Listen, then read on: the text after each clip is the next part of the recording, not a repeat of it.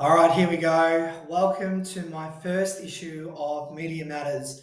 After more than 15 years in the media and marketing industry, I've finally stopped procrastinating and decided to share the perspectives and learnings I've picked up along the way.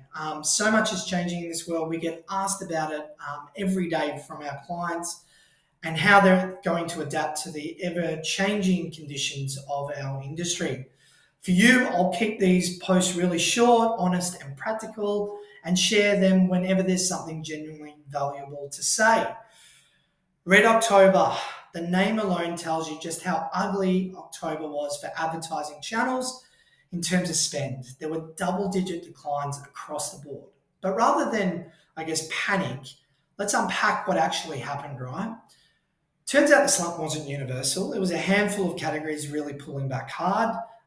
Government and food being among them, inflation, household budgets being tightened, and we've heard this all before. And without last year's Olympic and election spend to prop things up like they always do, 2025 looked worse than it really was. So why did this happen? Picture 10 giant advertising categories simultaneously slamming the brakes. Like I said, food produce, dairy brands slashed budgets by almost a third. Government and communications pulled back hard. Even cosmetics went on a bit of a spending diet. Cost of living is really playing its part in this advertising world. Sky-high mortgage rates, election hangovers, it's spooking marketers. A lot of them fled to the performance channels where every dollar could be really tracked, and I understand why. And that really comes at the expense of those brand channels, and that's been a key theme of this year. The only channels that are not in double-digit decline was streaming and out-of-home, which continues to be quite resilient. But compared to last year's Olympic-sized spend, 2025 looked pretty bleak, right?